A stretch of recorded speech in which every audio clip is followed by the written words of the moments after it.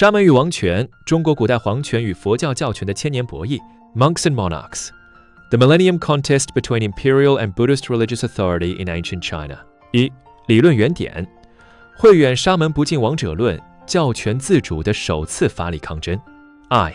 Doctrinal origin Hu Yuan's treatise on the monk not bowing to the monarch the first legal defense of religious autonomy Since Emperor Ming of the Eastern Han dreamed of the golden Buddha and white horses brought sutras to China, Buddhism and otherworldly faith from abroad, with the core tenets of equality of all beings and monastic transcendence of secular bonds entered the domain of China's patriarchal imperial system, which upheld the divine mandate of emperors and hierarchical order. It engaged in a millennium-long struggle over ritual and power, spanning the Wei, Jing, southern and northern dynasties to the Tang and Song.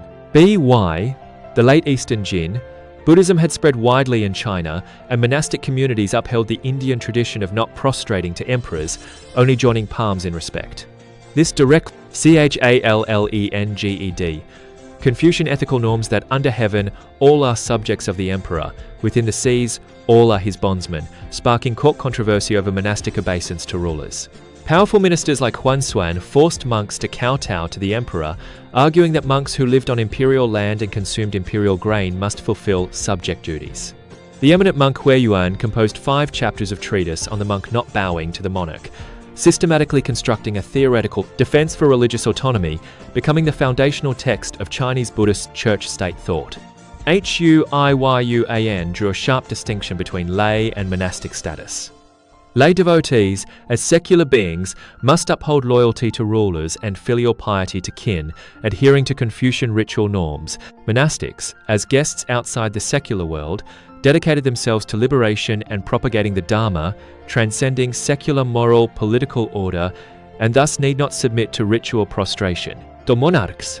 He emphasized that while monks did not bow to rulers, they aligned with imperial governance and protected the people, using religious teaching to aid political stability, rather than opposing imperial authority.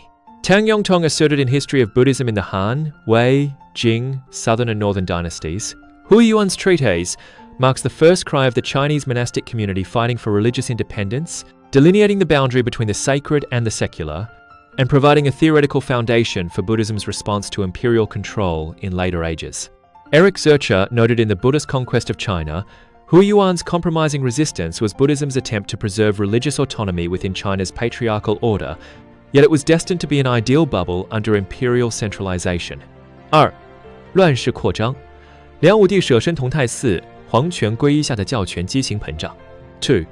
Expansion in turmoil Emperor Wu of Liang's self Abandonment at Tongtai Temple Abnormal growth of religious authority under imperial conversion Emperor Wu of Liang Xiaoyan of the southern dynasties pushed imperial devotion to Buddhism to an extreme. Becoming,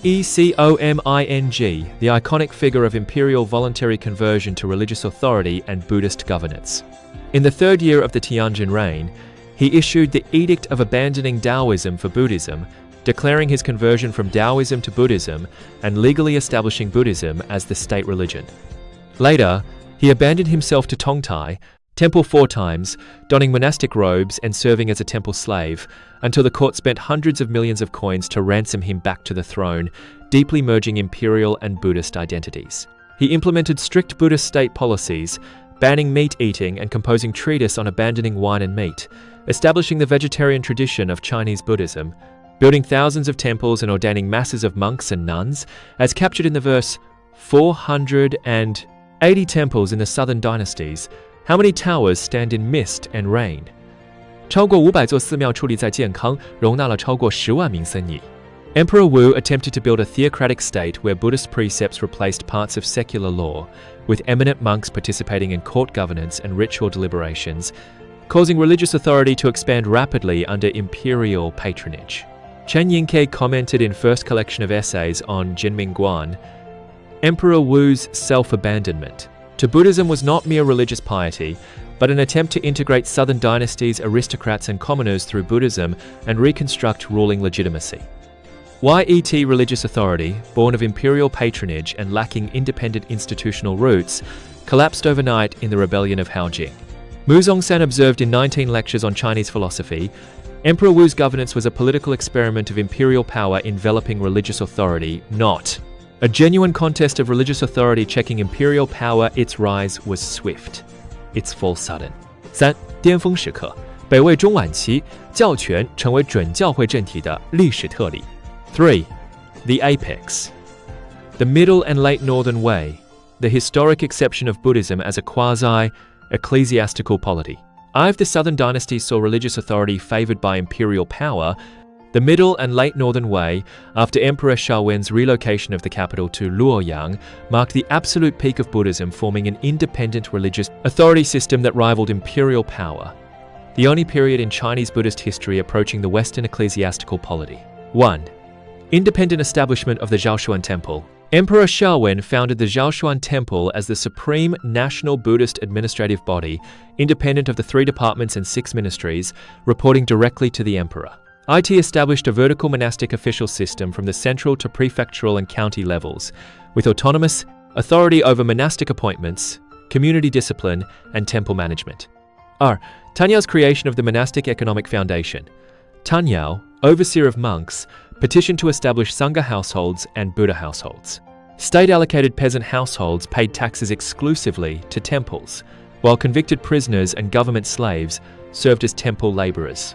Buddhism gained independent fiscal revenue and dependent populations, with over Lambaywat monks and nuns and more than 30,000 temples, forming a state within a state.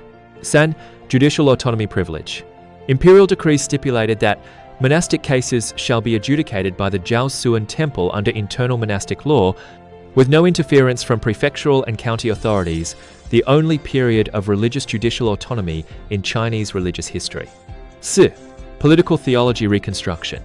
Tanyao directed the carving of the Yonggang grottos, depicting the 5 Northern Wei emperors as incarnations of the Tathagata, establishing the political theology that the emperor is the living Tathagata.